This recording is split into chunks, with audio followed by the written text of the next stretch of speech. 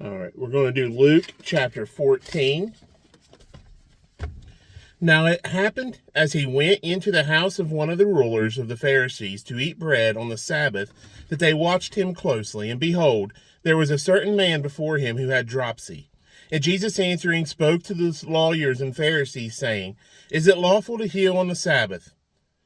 But they kept silent, and he took him and healed him, and let him go.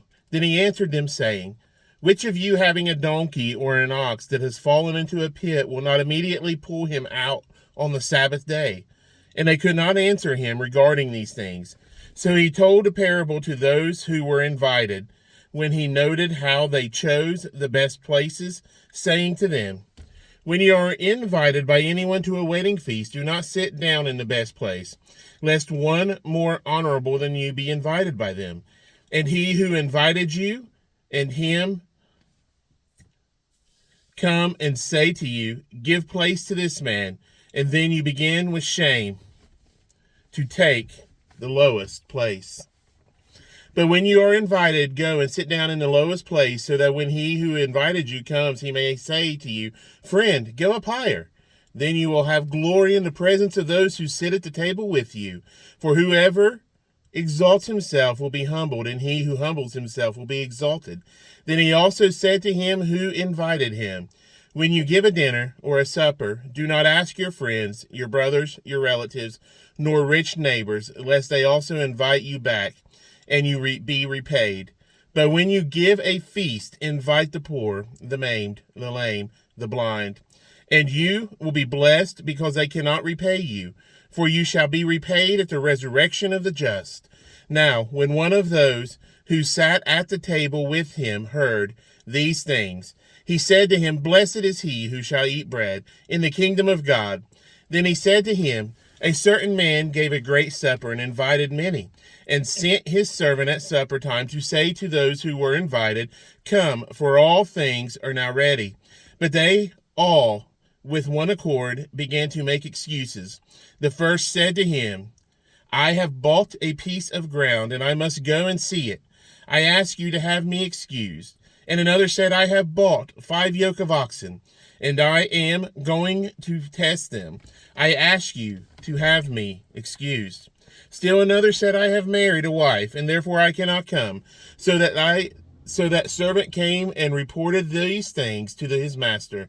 Then the master of the house, being angry, said to his servant, Go out quickly into the streets and lanes of the city, and bring in here the poor, and the maimed, and the lame, and the blind. And the servant said, Master, it is done as you commanded, and still there is room.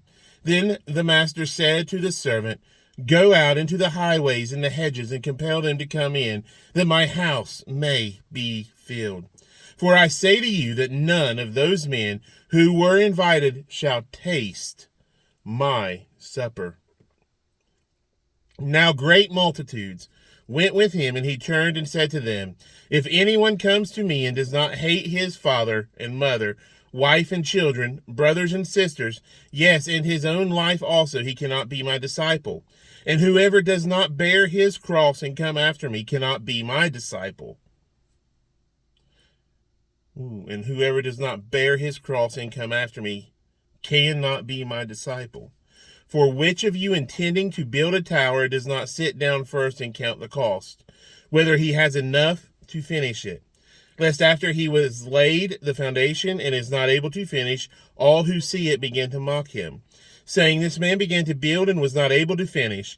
Or what king, going to make war against another king, does not sit down first and consider whether he is able with 10,000 to meet him who comes against him with 20,000?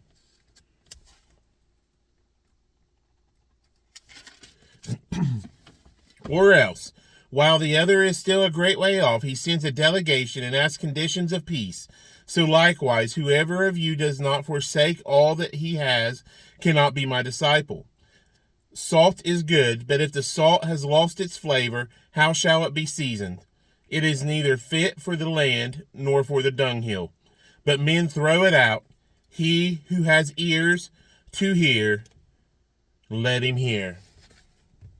That is chapter 14 of the Gospel of Luke. We'll see you tomorrow for 15. Bye.